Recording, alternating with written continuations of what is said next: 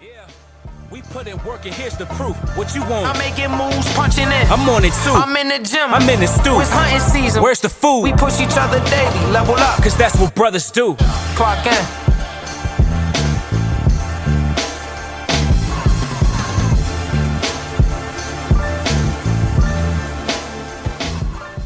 What's up, Z? What's going on? Not in the studio today? Nah, not in the studio. Not today. Yeah, typically, like, when we do our Zooms, because we have to be on, like, separate computers, it just makes sense for us to, that's true. be in separate locations. So, yeah, we had to do it that way. But next time you're out in DC, we'll have to get you and Kev in the studio. You good though? Yeah, let's do it. Cool.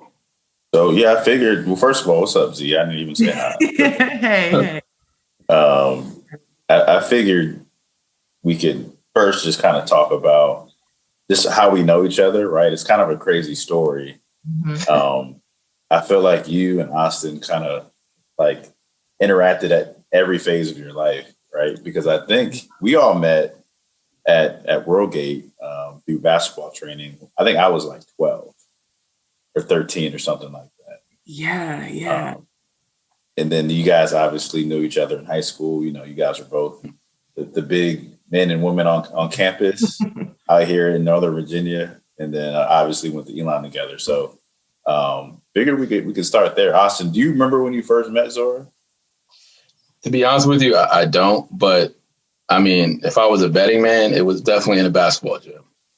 And it was probably at Worldgate, when we were training there and then hooping. But yeah, I would say it was definitely in the gym somewhere. Do you know, Z?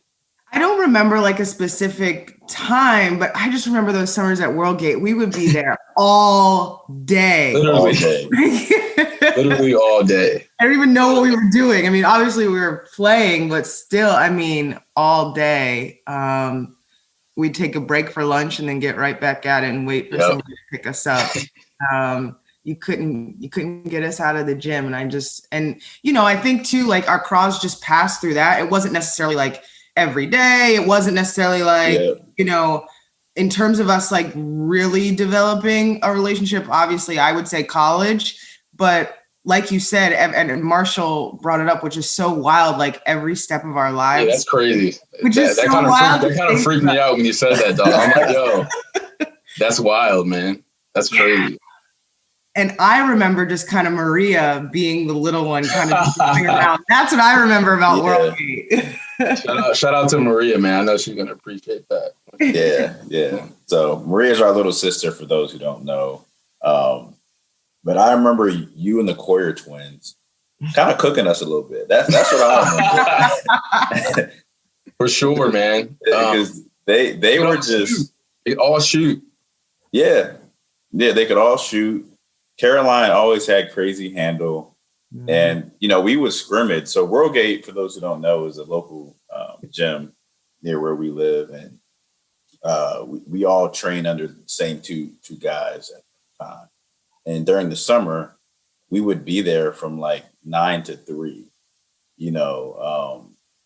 and we would scrimmage like I don't know what the right term is, but co-ed scrimmages.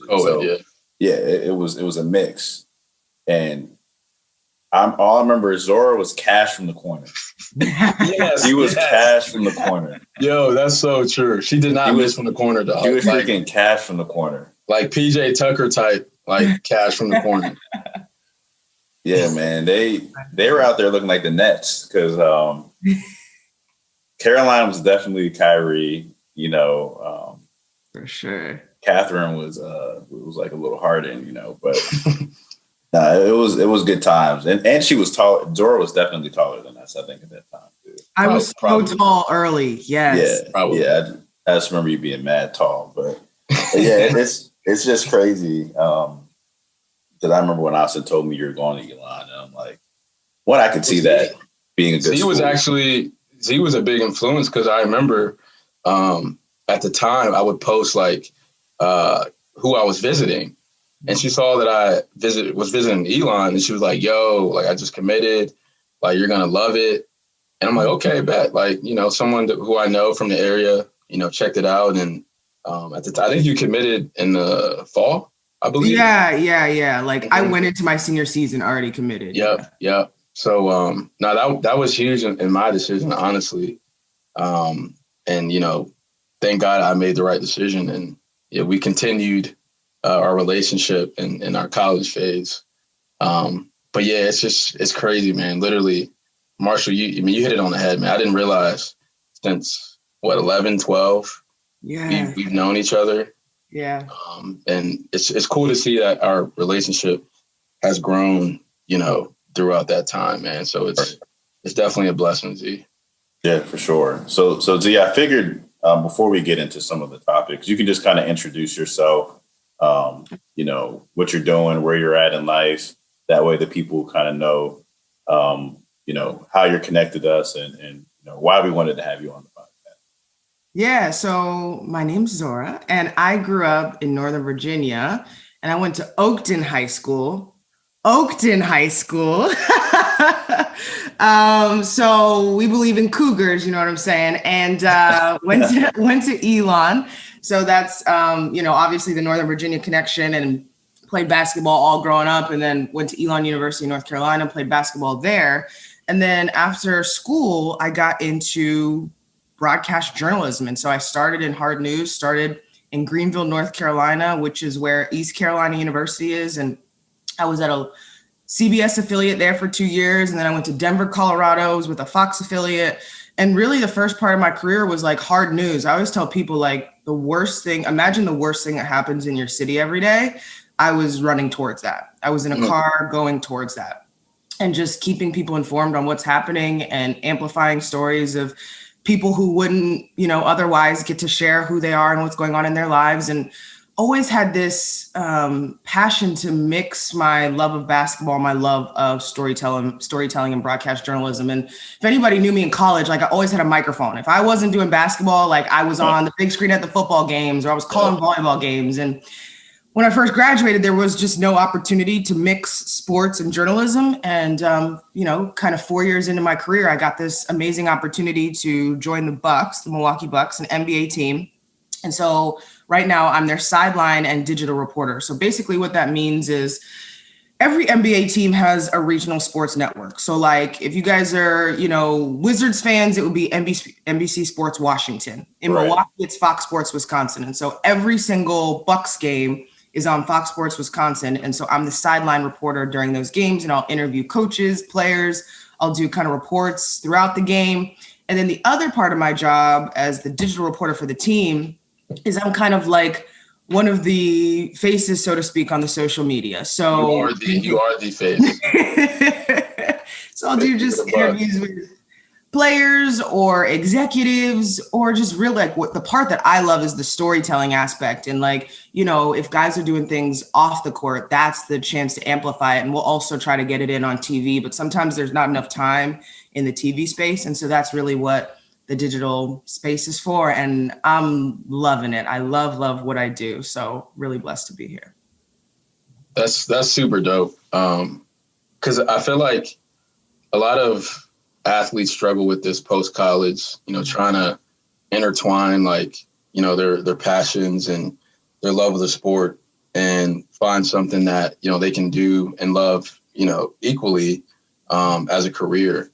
And it's dope that, you found something in the game that you grew up playing and grew up loving. And I think you found something that you're even, like I said, equally passionate about. So that's super dope. Real quick, Marshall, before you get in. So you talked about your time in Denver, right? Yeah.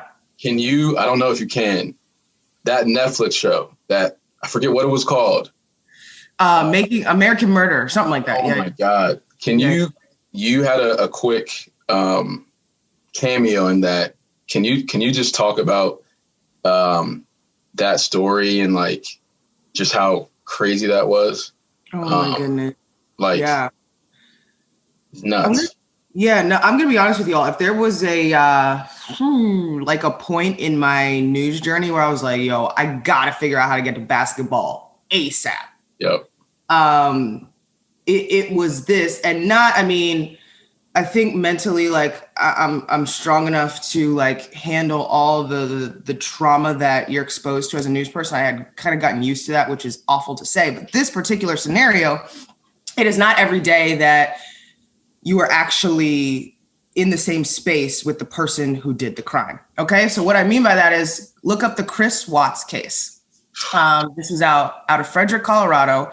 And at the time, we were getting phone calls to the news station like, hey, like, and it was from close friends like, hey, my friend is missing and it's really weird. She's not answering her phone. And this is the type of person apparently that Shanann always had her phone on her. And she's just not answering. I just dropped her off at her house the night before. Like, we called the police to do a wellness check and nobody knows where she is. So our first inclination is you just kind of go to the house and, I was what they call a one-man band or MMJ in Denver a lot of the time. So I would shoot, write, and edit everything on my own, which means I'm going to stories alone. So got in the car, drove to Frederick, Colorado, about an hour away from Denver. And the first task is to knock on the door. Mind you, remember, I'm alone. And I did have like the friend of the missing person, Shanann, who was there, but still, like, I don't know her like that, so to speak. We had just met and knock on the door of the family's home, and a man comes to the front. This is Shanann's husband, Christopher Watts. He, is actually really personable, invites me into the home. Like, I'm in the living room. He shuts the front door. We're chatting it up. I'm setting up my camera. We're just having casual conversation. And you have to remember, like, I mean, people always ask me, like, Zora, how was he acting? Did anything seem off? And it's like, my inclination is, how am I supposed to judge somebody that can't find their family? Like, who am I to jump to conclusions on somebody that supposedly doesn't know where their wife and children are? Like, my goodness, right? So no, I mean, that was kind of the furthest thing from my mind that maybe he did this.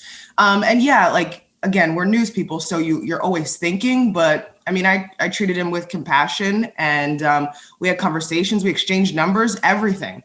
And then we're about to start the interview and the police knock on the door and they wanted the dogs to sniff the home. And so when dogs are sniffing the home, you can't have anybody else's scents in there. And so they asked us all to get out, which I'm so glad that happened. We ended up doing the interview outside and obviously there's like a big police presence. Anyways, like 24 hours later, I go back to the home, knock on the door, no answer. He's not there. That night, so the next night, I get home and there's an alert that this man has confessed. He's been arrested. Come to find out, he killed his pregnant wife and their 2 young children. I mean, just awful stuff. And yeah, like selfishly to think that I was in this man's house being, just completely normal with him. I think we even exchanged like texts right after is wild. So, and then this is the part, and I don't even know if I've shared this, but it's like, you get back to the newsroom, like your office, so to speak. And, nobody asks like, hey, Zora, like, how are you like processing? It's like, wow, like awesome job getting that interview. Yeah. That's when I was just like, and I love storytelling. And I think, local news is so important. Yeah. Because what local journalists do is so important. And I wouldn't knock like me ever going back to that space. But in that moment, I just like could not. And that morning I said, hey, can I have somebody come with me? Because like this feels a little bit, more. And they were like, no, you have to be alone. And it just was it was just a series of things. And I was like, yeah, it's time. And so I'm so glad that I'm, in this space where, and it's crazy because I switched to basketball at a time when it's not just about basketball right now. Right. And I think I'm here in this space for a reason at this moment, because I still get to tell those important stories that are, that matter more than the ball going in the hoop, if you ask me. But then I, obviously get to have fun with one of the best teams in the NBA. Absolutely. Marsha, I don't know if you wanted to. No, I mean, that story is just insane. And I think this kind of ties into what I wanted you to talk about real quick, and that was your Oakton high school career. So for those who don't know, Oakton High School basically tried to carbon copy Herndon High School, literally. What? The school looks exactly the same as Herndon. Oh, okay. Yeah, from that point. Yeah. We were the original. I'll say that. But Oakton girls basketball. I'll say this, and it pains me to say, but they're like the UConn of Northern Virginia, women's basketball, right?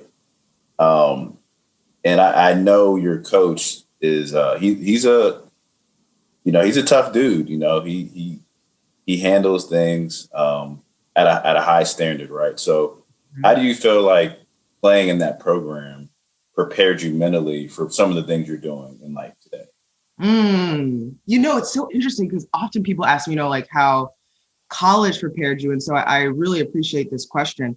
I think like one, just getting coached early. And what I mean by that is at a young age, especially when you are like halfway decent at basketball and one of the better players, you tend to be able to kind of do whatever you want, right? Like you are the person, right? It's your team. And at Oakton, everybody is held accountable. And when you go to Oakton, like there's multiple stars. Like I think on the team, one of the teams that I was on my senior year, 5 of us. Yeah, 5 of us, the starting 5 all went D1.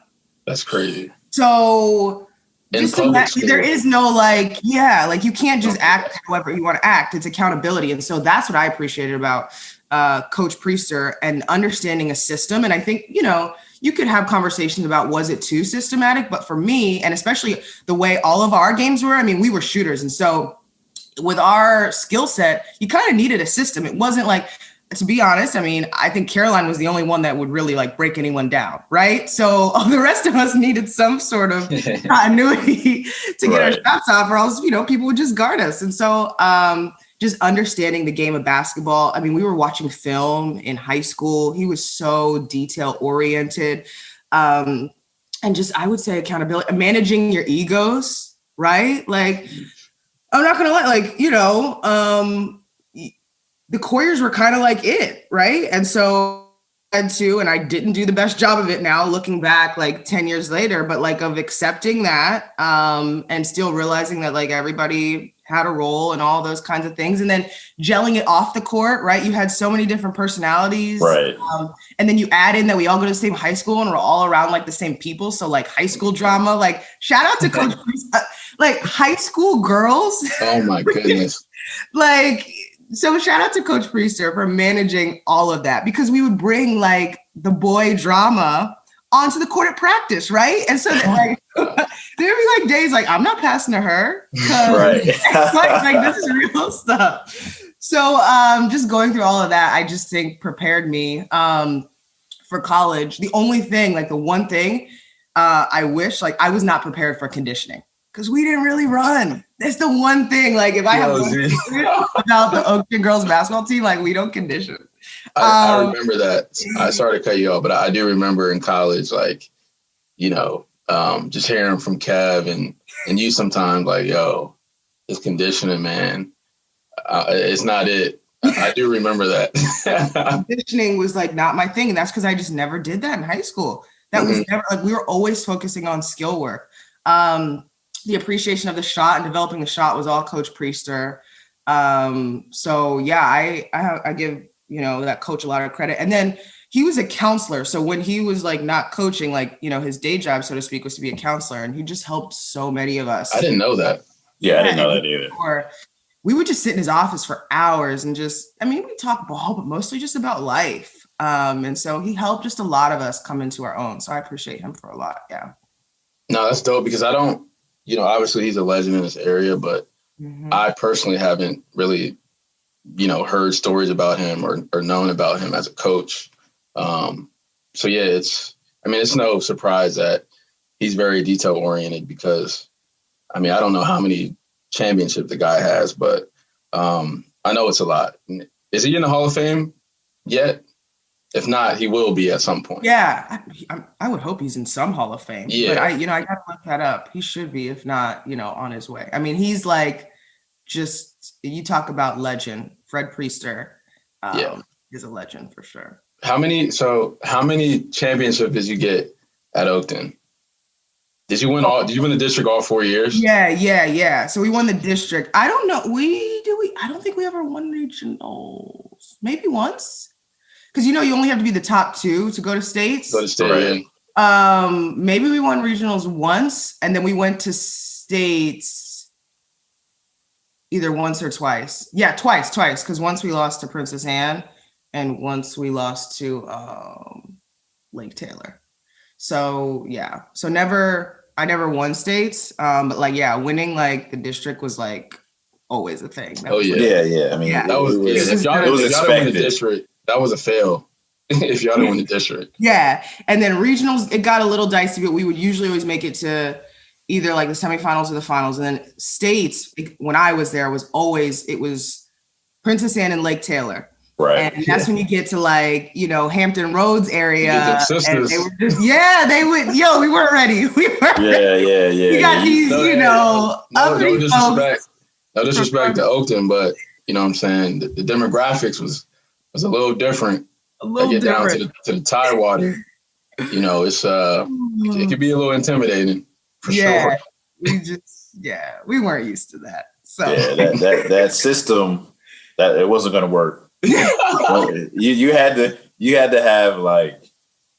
have just straight grit and just hoopers, right? Right. You needed people who you can give the ball to and say, all right, yes, we're gonna give you a bucket. And that was, what I mean? Yeah. But I mean, at the end of the day, very, very successful career, at Oakton, personally and as a team. So can't really ask for much more than that. Obviously, I'm sure you would have wanted to win a state championship, but like you said, it helped prepare you in ways. And speaking of that, when did you identify that you really wanted to be in sports journalism? Because I feel like I think everyone who plays a sport says they want to be involved with sports after the fact, right? But very few actually do, right? So when did you identify that goal, and kind of what was your mindset when it came to this is it, I'm going to go get it? Yeah. I mean, I was growing up, when you're elementary school, middle school, and people, what do you want to be? I always wanted to be a teacher. And it shifted my senior year in high school. They started a broadcast journalism elective.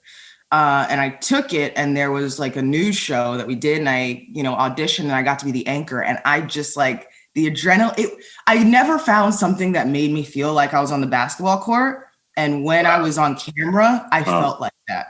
Wow. Rush. That's rare too, because there's nothing like it.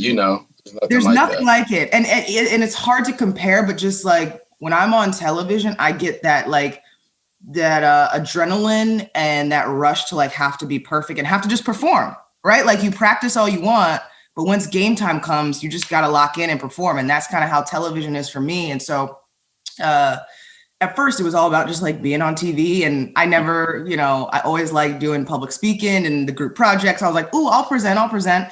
And so it would just seem like a natural thing. And obviously, I played on the basketball team. So people were like, oh, she could do sports television. So I get to college, and that's from the start. I told everybody hey, I want to be a sports broadcast journalist. And so I did everything I could in college. But when you say I really committed to it, I think it was, I'm always this person that has goals and always, moving towards something. But when I really was okay, it is time. It was after that Christopher Watts case. I was like, Zora, recommit yourself to this task and really hone in on sports broadcasting. I think I was really broad and just storytelling as a whole. And I think I still am, because that's so important to me. But I really wanted to get back to sports. And it's wild, because I know we'll get into my husband in a minute, but this is a team thing. I mean, my husband now knows all of the TV terms. I taught him how to use a camera. He shot interviews for me. The job Wow. I have right now on my reel is some stuff that Kevin shot. We used to go to things because Wow. I had all this news experience, but like when you're trying to get into sports, people want to know you can talk about sports. So we would go to college games in Colorado and we would just show up and cover them. And he would shoot all the interviews. I interviewed Sylvia Hatchell while we were in Colorado. Kevin shot that interview. We just kind of like, gangbusters coming up, just That's like hilarious. act like you know. So this is a team thing. And so when I really said, hey, like it's time, Kevin was like, let's do this. So yeah, I think like your why continues to change, right? Like in the beginning, I really just like television, and now like I'm so passionate about stories. Like it doesn't even matter if you see me. It's just like, how do we amplify the stories of the people we're talking to? That's huge for two reasons. One, Kev, who, for those of you who don't know, Kevin Blake is one of my best friends who I ended up, meeting in college. We played together, and also happened to marry Zora. So that was so cool for me to just like have my best friend from college, marry a good friend from back home. So that was just super unique for me. And then the second thing, can you talk about like what you did to transition from, your news reporting job to sports? Because I'm sure there's reporters out there who might want to do the same thing. Can you talk about that process and, give some advice on, where to start, if they don't know where to start? Yeah, for sure. I mean, in the TV world, your reel is everything. So what I mean by reel is like clips put together of your best work. So when you interview for a job or even when you're networking, like people are not saying, hey, can I see your resume? They're like, hey, can I see your reel? So you want to make sure you kind of continue to update that as you go along. And if you're trying to switch from like news to sports, you've obviously have to have some sort of sports reel. And so it's hard to, when you're covering general news events every day, like where are you going to get that sports experience? Sometimes you just, and I don't normally push this, but sometimes it's appropriate. You got to do things for free. You have to just show up places, act like interview people, and put stories together that aren't necessarily for work, but they're for your work, your own personal work and your own personal journey, so that you can kind of make up this sports reel. And then networking. I mean, if you ever meet somebody, or even you don't even have to meet people nowadays. It's like, hey, you see somebody you want to connect with, reach out to them. Like whether it's email or LinkedIn or even a DM. Like sometimes, Instagram and Twitter is more accessible than LinkedIn. Sometimes these people are checking, those messaging platforms more than they're checking their email or LinkedIn. So just reach out to people. And, people are open to giving information. So reach out to people before you need something. And I think that goes like in any industry, right? Ask people just to tell you about what they do rather than tell you like what they can do for you. Because then when the time comes, you probably won't even have to ask them to do anything. They'll hear about something and let you know about it. But everything is so word of mouth. I've had 3 jobs since I graduated college, and I haven't like formally applied to any of them. And the only reason I say that is because it's all about just who you know. And it's timing too. Everything is timing. Yeah. But just, widening that net is so important. So the reel and your network are the 2 places to start. That's huge. And same for me, Z, like any opportunity or job that I've, gotten, I didn't apply. Like in the sports world, teamwork online is where everybody applies to for jobs, right? Mm-hmm. I didn't even know what that was when I got into the job. So it's so important to expand your network. But I stress this all the time, man. Just like character, just high character always wins. Yes. Because people want to work with good people, mm-hmm. Especially when it comes to a job where you're going to be interacting with that person, probably more than your family, mm-hmm. So character is so literally, it's so important. So I'm glad you touched on that too. Yeah. See, there was two things I wanted to go back to when you talked about kind of when you identified your goal and how it came together. Number one, you actually set a goal. And I think that was important because sometimes God can like shake up things to remind you, where you said you wanted to go. Yes. Right? Oh, yes. And you weren't in a bad place. And that's the point I want to make. You were in a good situation, right? But it wasn't necessarily what you felt like your purpose was or where you wanted to go in this point in your life. And, it didn't happen probably the way you would have wanted it to. And as far as like having to deal with that situation. But I think it was a powerful message because, a lot of times we can get in this state of comfortability and feel like, you know what, I know I wanted to do this thing, but where I'm at isn't so bad. And sometimes God can allow things to happen, or the universe, karma, whatever you believe in. And then the other thing is something that Austin and I talked about, and we're going to talk more about it probably in the next few episodes, but what is it like to either date or be in a relationship when someone is very ambitious or has a certain goal that they're going after, right? And I feel like these days, that's something that a lot of relationships struggle with, right? Either one person, I'm not going to say is more ambitious, but maybe they're more passionate about their field than their partner, or both you guys are, right? So how do you put those two things together? And the way you described how Kevin had your back and said, look, and I know Kevin, he's a behind the scenes kind of guy. He's real laid back. I was going to say him being behind the camera is like, that's just perfect. Yeah. That's, and it goes back to even the system, right? With Oakton, like you guys have a system, now, right? And at the time it was, what, Kevin, you're going to be behind the scenes while we just go around and you film me. So I think for people who are in relationships where there may be some friction because either one of you or both of you is trying to go after this thing, or the timing of how you guys do your jobs may not align so that you can spend as much time together. There's always going to be sacrifices. Yeah. So I did want to bring that up because I thought it was powerful to let people know, like, hey, they figured it out and they're still figuring it out. Right.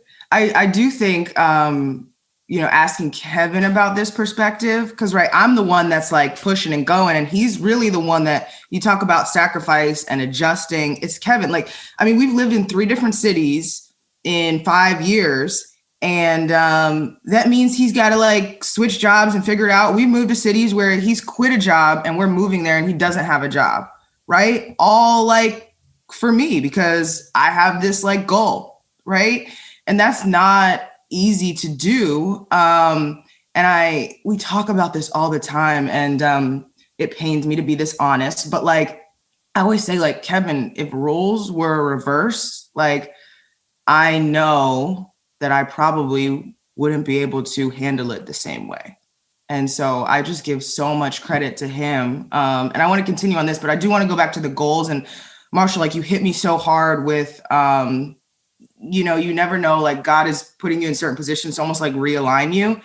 And what's so interesting is I do believe that goals like can change, right? Like in the beginning, I was all about like sports broadcasting, specifically sports. And then I was put in this new space and I really came to enjoy it and love it. And so my goals had shifted. And you say like, I wasn't in a bad place. I mean, Denver, Colorado as a TV market, people go there and don't leave. Like it's a goal for a lot of people. Right. And I really enjoyed my time there. My goals had shifted a little bit. I was like, do I, I'm in this new space and I'm like, making good momentum. Do I just like have my goals be more centered around news? And then this event happens and it like gets me right back on the like, Zora, but remember like sports, you really, really wanted to talk basketball. And then, the Bucks opportunity kind of really popped up out of nowhere. I mean, we had just bought a house in Denver. Like we really loved it there.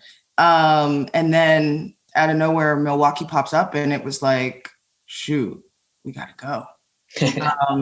And this is actually the perfect segue to go back into relationships.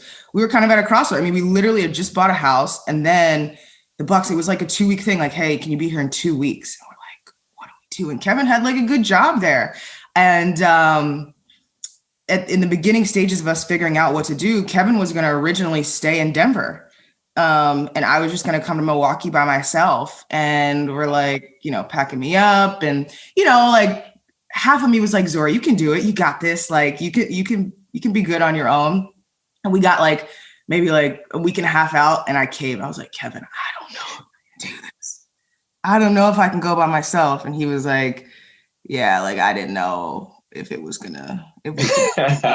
And that next day he went into his job and he was just like, hey, my wife got a new job. Like I'm going to Milwaukee. And just right.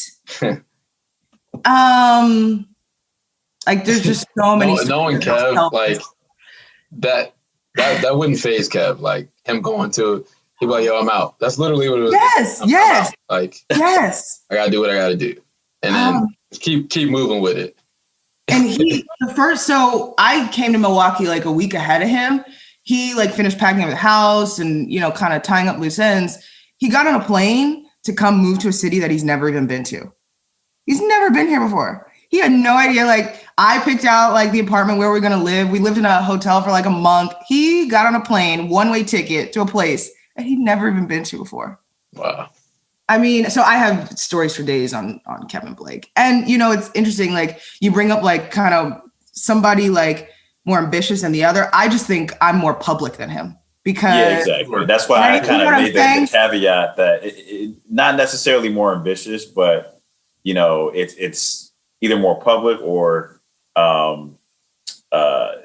it's in a way that is more, out there to society. Right. I know Kevin is sharp and Kevin has goals. So. Oh, I mean, case in point, that job that he went into quit. They said, wait, can you just work from Milwaukee? Mm-hmm. Nobody at that place works from home. And again, this is pre-COVID. And they liked Kevin Blake enough to say, hey, like, we want to keep you on. You can work from home in Milwaukee. That's big time. I mean, and Austin, we go back to character. I mean, obviously he does good work, but I really think that's like just, big part of who he is because he's just that kind of guy that you want to keep around. Just a really good man. So absolutely.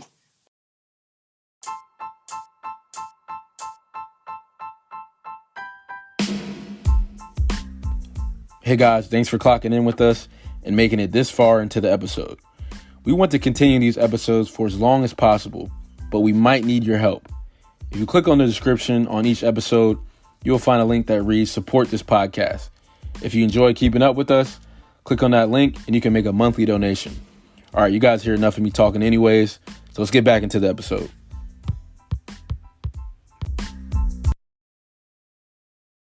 And then for me, on the basketball side, I've played with, some high character guys and good teammates, but Kev, man, he was a different beast, man. Literally a beast. If any of you guys have seen Kevin and his stature, the guy could literally eat a cow and would still be a Greek goddess or god, not goddess.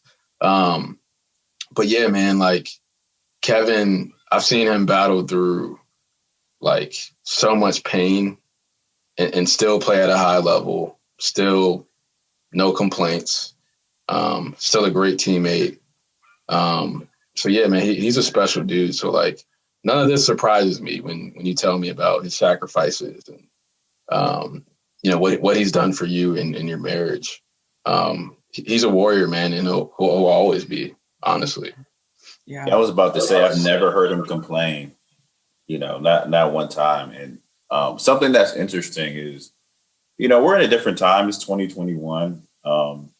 And he typically, I guess I'm not going to say typically, but historically, the woman is the one who's kind of following the man's career path, right? So I have even more respect for Kevin because he's secure enough of himself to not feel like he has to, be that guy, right? And it's worked for you guys. And then the reason that I know it was the right move was because his company said, you know what, man, work from home. That was confirmation, right? We were like, wow, this is what we're supposed to be doing. Like wow. Like that was confirmation for sure for it to align like that. Let me know if you guys want to talk to the man himself. Cause he's we're gonna bring him in. Okay. Yeah, we'll bring him in. Yeah, we'll have him in. Y'all got to move to somewhere warm though. y'all been going to Denver, Milwaukee. Kevin's from Canada. You know, give the man a break, Zora. I know. Give the man some sunshine. It's like snowing as we speak. It's snowing here too, actually. Yeah, it did snow here, but no, I'm joking. I did want to talk about your experience as a sports reporter now. What have been some of the highlights that you've had as a sports reporter? Ooh, and it's interesting because we're talking just a year, right? I'm a year in. It's only been a year, Z? Yeah, I mean, I started here last September, so I guess a year and some change. That's crazy. Right, wild. But in that time, I've had so many amazing experiences. I think like if we're talking just cool, it's when the team went to Paris last year. So before COVID, I traveled with the team. So the same way they travel, everywhere they stay, that's where I would stay too. So just experiencing all of that and just think of how like an NBA team would go to Paris, right? Like just, out of this world. So like from just like the plane to the itinerary to the game itself, like we were in Paris at this arena over like, I think it was like an arena with like 50,000 people. And it was like all Bucks fans in Paris. That's crazy. A big part of that is, the superstar on the team, Giannis Antetokounmpo, is from Greece. So, you have the European connection, but so just so many just taking in all that basketball can do and where it can take you. And I know all of us have different stories of that, but I was, on that court in Paris and I was like, wow, I'm really like in Paris with a microphone talking to Giannis. Okay, great. This is happening. So I just, and I was working, like this was part of my job. Like I got paid to do this. So grateful, but just also some really, really cool experiences. Two, also understanding the game in a different way is something that I've really enjoyed in this last year. Like, I mean, we've been around different coaches and picked up on different things, but just like the similarities between the NBA and like, collegiate or even like youth basketball and how they do things, but also some of the things that like I was taught not to do that they do. It's just it's very interesting to compare those things. And then another thing that stands out to me is last December, the team went to a prison one night. And when I say the team, like over half of them, including like Giannis, George Hill, Giannis's brother, Kyle Korver, all went to this prison and they sat in like a circle, a round table, and it was combined with people that were incarcerated. And so it'd be like a player, somebody that's incarcerated, a player. And they were just in this circle, just telling their stories for like 2 hours. I mean, like there was tears, people were opening up. Even some of the players, you didn't know some of their backgrounds and they were opening up. And then after everybody got done like crying, they went and played a basketball game. And so all of like the people that were incarcerated got Giannis's shoes. So the players were coaches and the Bucks coaches played with the people that were incarcerated. So they mixed them on all these teams. And the Bucks head coach was in there. And it was just so awesome. The Bucks brought the mascot and like all the people that jump off the trampolines. Right. And they had some of the inmates in the stands. And like, just imagine like a really rowdy high school game, that atmosphere, and imagine what it meant to those men in that moment, regardless of like what they've done. In that moment, they brought like the Bucks arena into this prison. And just think about like how big that for a NBA organization to think that's worthwhile. I mean, so I mean, aside from any game, that stands out. And then obviously when the team decided not to play in August. So there's just been so many moments with this group where I've learned so much and I'm just so proud to be associated with them.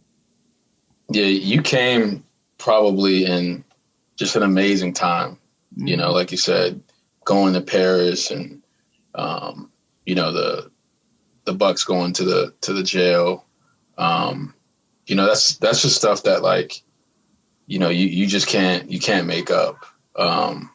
And that's what I love about sports, man. Like you can touch so many lives just literally from a basketball. And I love what the NBA is doing and, letting these players express themselves and show who they are as people, because the average fan, doesn't really understand, like, yo, these are people too. Like, they have the same struggles that we have as people. And that's probably the dopest thing, about sports and about what you do as a reporter. You can tell these stories about, Giannis, the father, the brother. It's super special. And, I love the horse content that you guys did. That was fun. What's your record in that? So I'm 2-2. So Okay. I beat Dante DiVincenzo. Yep. And I beat Eric Bledsoe last season. Lost real bad to Chris Middleton. I mean, that guy does not miss. He's cash. Like, shooting is what I do. So I'm like, and that guy just like effortlessly. He's cash. And then George Hill, we battled for a minute, Okay. but he ultimately came out on top. So, but those are definitely fun. And you get to know the guys too a little bit more of just, how they're normal. We're just shooting hoops, chatting it up. Yeah. That's awesome. Although Kevin will get on me, he's like, Zora, like, you realize you're playing against NBA players. Like, why are you going in there thinking you could actually win? I'm like, because this is what I do. Like, that Priester confidence, that Oakton confidence. Right. There's one thing I do, shoot. Now, I was going to say, it's clear that not only are you in the right role, but you're in the right organization, right? And I think you can be in the right role, but culturally you may not fit in that organization. That actually happened to me at my last job. I had to leave. I'm in a way better situation. So I think that's the beauty of where you are today, because, Milwaukee's a pretty humble, blue collar, hardworking city. And the way that the organization is run, it seems like that's kind of permeated into the Bucks. And whether, it's the coaching staff, the players. I mean, Giannis is a global superstar, but he's probably the most low key off the court. They don't have even like guys like Drew Holiday, right? Like he's just a chill dude. Oh man, I hate Kev for that, man. He used to kill me. He used to kill me in NBA 2K with Drew Holiday. No disrespect to Drew, because he's tough, but he used to disrespect me with Drew Holiday, dog. And he used to say it's a holiday to me, and I used to get pissed. I had to bring that up. That's hilarious. So I did want to ask, what are some of the challenges that you have to deal with being a woman in this industry and a Black woman? Because, you're around men all the time, So, and it may not even be that type of challenge. I'm just throwing something out there. But, yeah, talk about some of the challenges that you have to deal with. Yeah, I mean, it's interesting because a lot of times people ask about the challenges, and I don't necessarily know the challenges that men have. Does that make sense? So I can't, all I can speak to is from a Black woman's perspective. I know that I feel like I have to be perfect all the time. Like my room for error is very small. Yes, and that's just how I feel. I feel, again, this is all I feel, it takes longer to, earn respect. Whereas, somebody else could come in and it's like, oh, this is the person we hired. Oh, great. Whereas like, I feel like I'm constantly, proving myself. But then I also think some of that can be, countered with just confidence and knowing that you deserve to be there, knowing that you earned it, and knowing that your work just kind of speaks for itself. And so that's how I've kind of attacked it. I also think just Zora in general, I'm always like I'm my biggest critic. And so if I'm upset about something or my delivery or whatever, it's usually coming from me rather than somebody else. So I think I'm kind of like, in terms of the challenges, I feel like I would have those regardless of what I look like or, male, female, just because in my inner being, I'm always so hard on myself. But yeah, it's just that chasing perfection and that room for error. I think that is the biggest challenge. You can't have an off day, or at least I feel like I can't have an off day. On camera, I mean, it's tough. Literally can't. You literally have no room for error. Yeah. And you will be on these days, especially. You will be on social media like that. Yes. You'll be on Daquan's page. Who is Daquan? What is I don't know who Daquan look like? I need to figure out what Daquan looks like, and where he finds all these videos. Fool is hilarious, but my point is you'll be on Shackton or something. So yes, you can't mess up, and it's wild though because it could be like a Wednesday game against whatever team, and you think like, nobody's gonna see that one, right? Right. Yeah. And it'll end up somewhere. So have you had any like embarrassing moments? No, up to this point, yeah. but I'm sure we all have our moment, right? So knock on wood. Yeah. It's not right? coming up. It's not coming up anytime. And it happens too. I mean, it's not easy to like just see the light come on and just have to perform. And you have so many different things going around you. I don't think people realize like we've got people talking in our ears, right? And you've got to also have an eye on what's actually happening on the court and just be aware of your surroundings. So it's a lot happening at once. There's definitely an art to being able to deliver on television. Yeah, you know what? That brings me to my next question. So clock in is our message, right? And the theme is really about putting in the time and focus to be great at whatever you want to be great at, but as well as, just being a well-rounded person, right? Not just being, clocking in your job, but also, in your relationship, in your, church, whatever it is.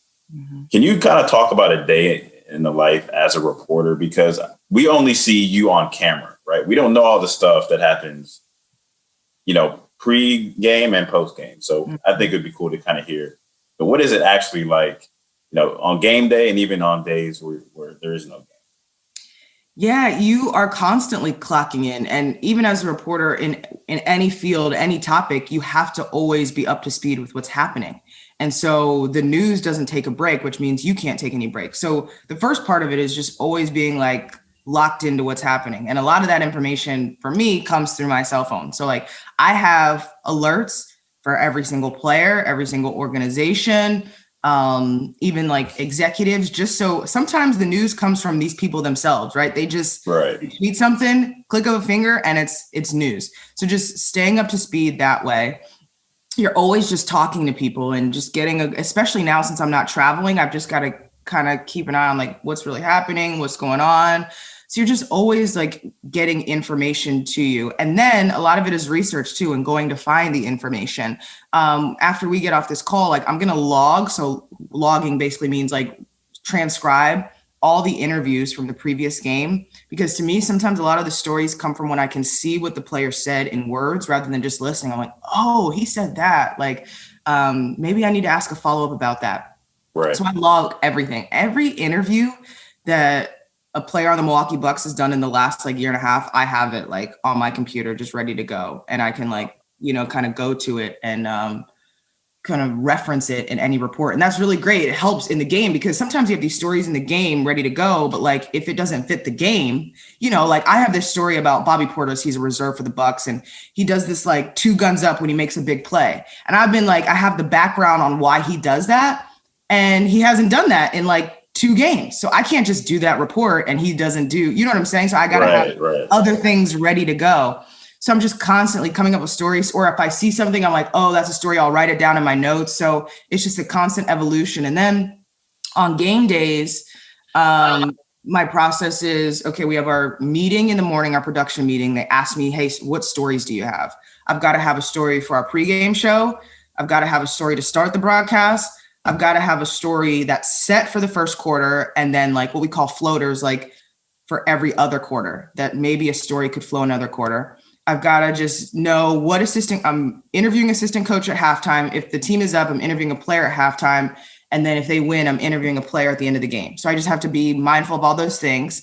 And then I prepare all my information. I send all my information to the producers. The team has shoot around. After shoot around, I interview a player, which means after that interview, some of your stories could change because based on what the player says, oh, now the story is this instead of that. Then I read, like, just make sure I didn't miss anything news-wise. I'm reading all my notes, Then I give myself like a minute to decompress. And then it is a visual medium, so it takes me a while to get ready. That's like the whole thing. That's part of the job. Right. getting ready. What are you going to wear? The whole nine. And then you go to the arena. Coaches do their pregame press conference. Again, stories could change based on what they say there. Is somebody you thought was playing, not playing, blah, blah, blah. Then you get prepared to go on television. So we have a pregame show a half an hour before the game.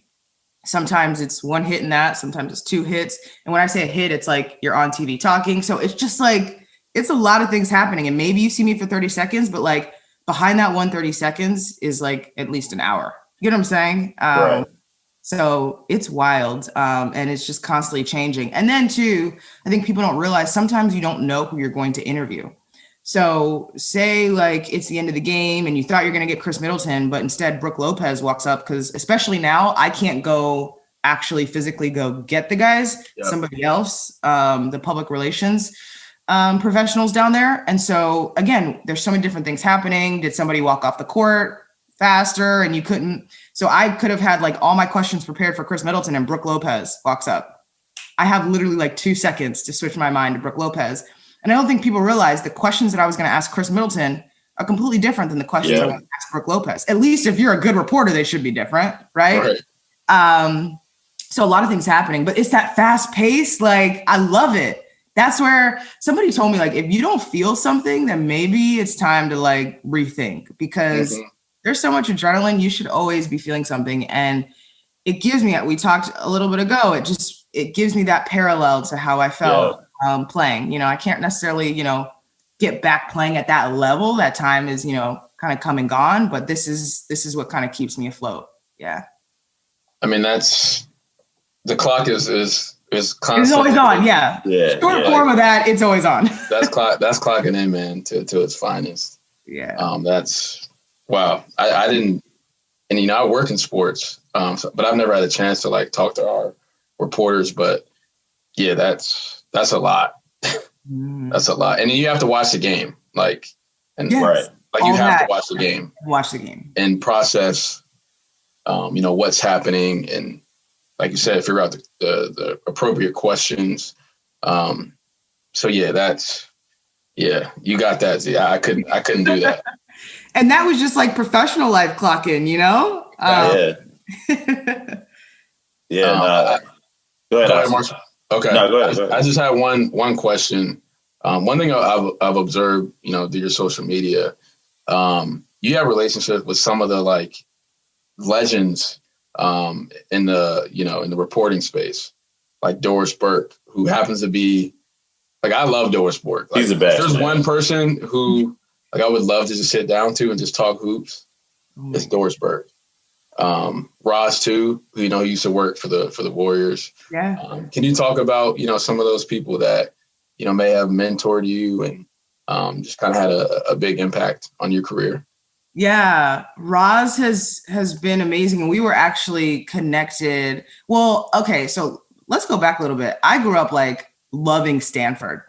So she played basketball at Stanford. Stanford was like, kids grow up and they want to go to like Carolina or Duke, like, for whatever reason. I think it was this whole system shooting thing, because that's exactly what they did there. But I love Stanford. That was like my dream school. And anyway, she played for Stanford, so I had always followed her career. And then, once I got into the broadcasting space, I followed her throughout there, and we got connected.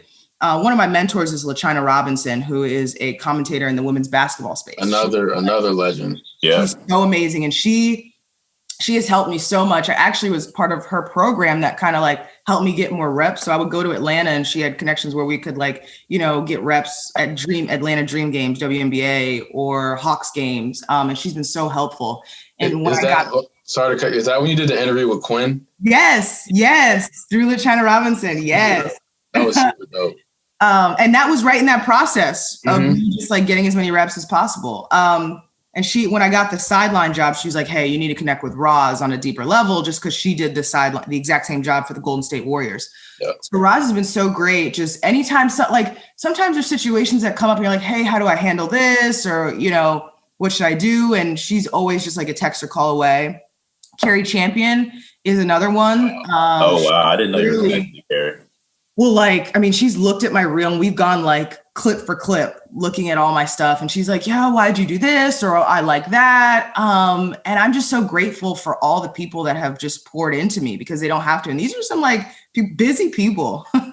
And for them to just be, you know, like a call or text away is amazing. I think it just speaks to like the sisterhood and the village that is, not just broadcasting, but journalism. Mark Spears, who works for The Undefeated, he's always looked out, especially, and again, a lot of it was when I got the Bucks job. I think, you know, it's just more of like a public role than the one I had before. And so people were like, hey, like, we got you. I think it's by no mistake that most of these people are people of color, Black people. And it's just kind of that like, hey, like you're in this fold, you're in this space, and we want to make sure that you know what's up and we want to help you. And so I'm so grateful. And, you know, I try to do that obviously, you know, on a much different level, but anytime like students reach out to me or, you know, people trying to find their way, like I'm all, you know, I'm an open book, so to speak, because I think all of it is just about spreading, you know, the knowledge and the lessons that we've learned. That's awesome. And Marshall, last question to piggyback off that. I'd be remiss to not bring these people up. Your parents, oh my God, you know, legends, two of the greatest people ever. Your dad is in the top 5 smoothest man of all time. The picture of me shaking his hand, I told you, every time it's his birthday or any chance I get to post that, I'm posting it. Can you just talk about, you know, their influence on you? And, you know, I know the sacrifices parents have to make, me being a parent now. Can you just, you know, talk about that and just show them some love? Because I'd be remiss to not bring them up.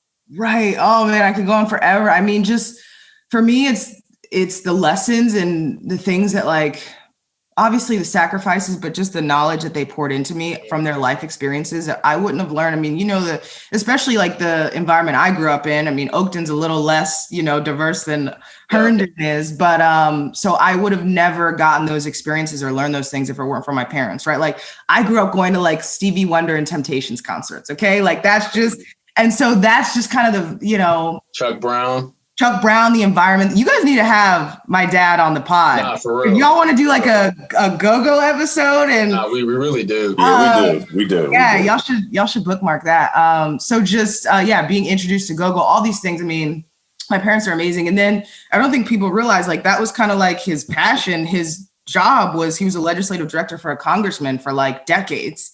And so just in the political world, understanding all of those things, I mean, it really hit me, you know, a couple weeks ago when we saw what happened at the Capitol, because like I've been to that building a million times, and just the process that you have to go through to get in that building. Meanwhile, like I'm the daughter of somebody who works there, and the process that you have to go through, and just for people to have that entitlement that you just walk in and destroy it. Just, I mean, the situation was crushing, but just on a more personal level, just to see the place, like, you know, that's like your dad's office, you know, when you're a little kid and you like go to your dad's job, like that's where I went, was the Capitol. And so, yeah, my parents are amazing people. And, you talk about like sacrifices. I played AAU for Boo Williams. And that's why I brought it up. Hampton Roads. I mean, we're talking just about practice. That's like 2+ hours. Yeah. We would just go down there full weekends. And they would, you know, hotel, driving, food, all those things, because their daughter had like this dream and was passionate about something, and they kind of put everything else they had going on the back burner. And you know, now like, and you all probably have these moments, like you think back, like sometimes you had a bad game and you were so cranky and rude, you know, and you didn't even think that your parents drove like 3+ hours just to be there for you. And after the game, that's kind of like the attitude you gave them. Right. So, and obviously you can't go back, but, I'm just so grateful. And it's awesome how the relationship changes. Like now, like, I mean, we're not friends, but like the way that we are friends to me, you know what I mean? I don't know how they would, you know, I don't know how they would see me saying that, but I just feel like the way we communicate now, it's just so awesome for them to be, you know, all the life experiences I'm going through, they've been through, and just to pour into me that way and just kind of be like mentors, so to speak. It's dope to have that connection or relationship with them. But yeah, you gotta get my dad on the pod for sure. Yeah, we're gonna make that happen. That's my guy right there. Got to. Well, for the sake of time, Zora, I have one more question, and then we have something special we wanted to do. So, Black History Month starts tomorrow, right? Is there any particular figures or a figure that kind of you look to as an inspiration when it comes to going after some of your goals and just how you live your life? Yeah, for me, and maybe I go back to my dad. Like, Wow.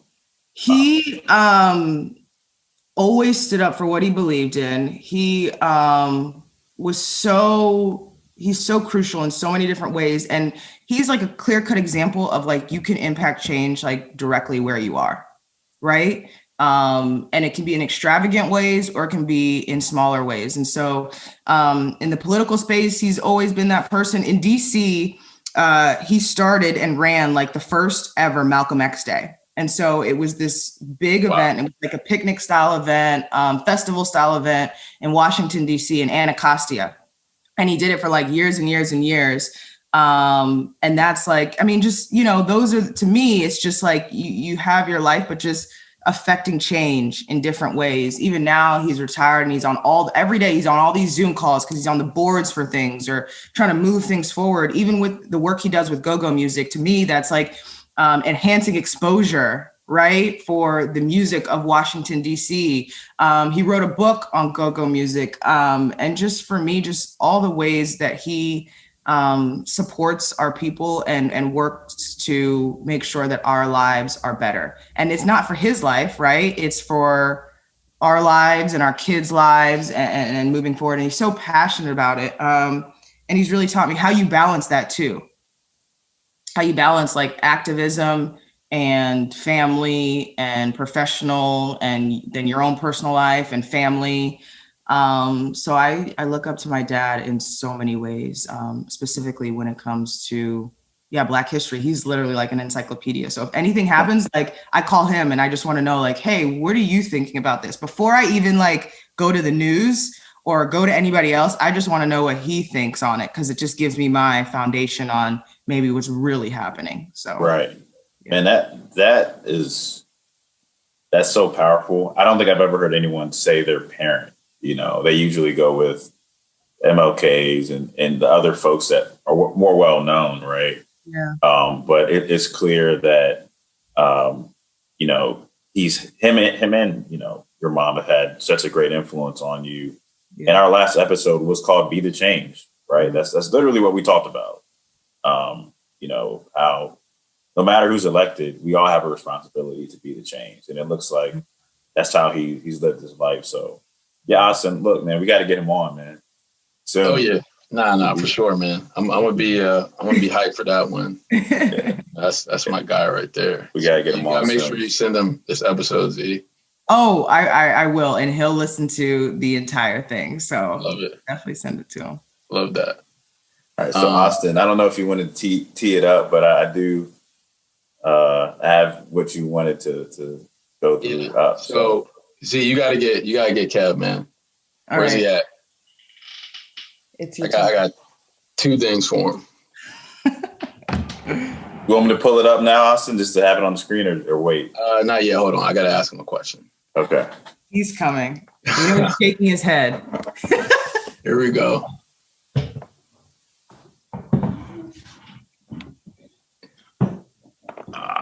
There he is. There he is. Yes, sir. Hey, so real quick, Kev. See the shirt? You see that, right? What does that say? You know what it says. Austin has too much pride. You know what that says. So if you came in high school Kev, if you came to the Nest, I know you know what the Nest is. How many points are you scoring? Well, let me start by saying you described the Nest as like the place with the most energy on the planet. I'm giving you 50. I'm giving you 50. That's it. You're giving me specifically 50. Well, I know you now, so it would be all to you. But yeah. Respect. Nah, we that would have been a battle if we had that occur. But No, Marshall, can you bring it up? I wanted to oh my God, bring this up for you guys, man. I got a question from. Hold on 1 second. Let me make sure everything is squared away. Hold on. Okay. Let me just make sure. But yeah, I had a question from myself and Ryder that we wanted to ask you guys. So apologize for his. What did you make him say? For his cut, man. He literally just got out of bed. Can you guys see that? Yes. yeah. All right, I'm ready when you are, Austin. Yep, you can play it. Can you say hi? Say hi. Hi. Hey. Hey, Uncle Kev and Auntie Z. First of all, we appreciate the support you guys have had for myself and Ryder over almost a year and a half. But we wanted to formally ask you guys if you would like to be his godparents. So this video is asking for Aunt Z and Uncle Kev to be Ryder's godparents. We love you guys, and we'll talk soon. Goodbye.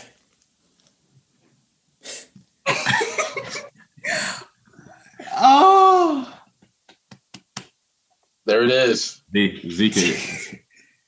Yes. Oh my gosh. Just the high made my day though. I've already told Austin anytime I see Ryder, just make sure. Absolutely, man. We love That's you guys. big. We love you. We appreciate that, man. And you guys have been, with me during this journey, all the way through. Kev, you came from the drop of a dime, man. I'm about to get emotional. But yeah, man, we wanted to ask you that and, show our love, and we appreciate you guys. So there it is, man. I think that's the good way to end it, man. So we love you guys, and Z, appreciate you doing this. And Kev, we'll check up soon, man. Absolutely. Send us that video. Yes, of course.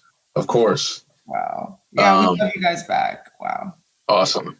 And real quick, let's get a picture real quick, so we can post on the count of three.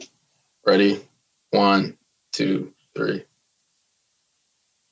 Got it. Oh wow. Appreciate it. Cool, man. Well, episode 30. 30. Steph Curry episode. Yeah, man. Steph Curry app. I got one question for you guys though. What's up? What's the question? It's been an hour and a half. Did you guys introduce yourselves? We didn't. Yo, we actually didn't. We did not, man. Yo. See, one thing about Kev, man, this dude does not miss a beat, dog. He doesn't miss anything. He really does not miss a beat. He's been checking me since the day I freaking walked into Elon's campus and he was asleep. He's been checking me. This dude doesn't miss a beat, man. I can see Kevin just be like, "Yo, you brushed your teeth this morning?" For real, man. You wash your eyes. You wash your eyes out, man. You get the eye boogers out. Like you gotta be sharp when you're around Kev. You need a friend like that, man. You do. But yeah, right. we definitely didn't. We'll end it with our introductions. Co-host Marshall Hamilton, Austin Hamilton here, and yeah, man, Clocking the Podcast, episode 30. We appreciate you guys as always, and we'll see y'all soon. Yeah, we put in work and here's the proof. What you want? I'm making moves, punching in. I'm on it too. I'm in the gym. I'm in the stew. It's hunting season. Where's the food? We push each other daily, level up. Cause that's what brothers do. Clock in.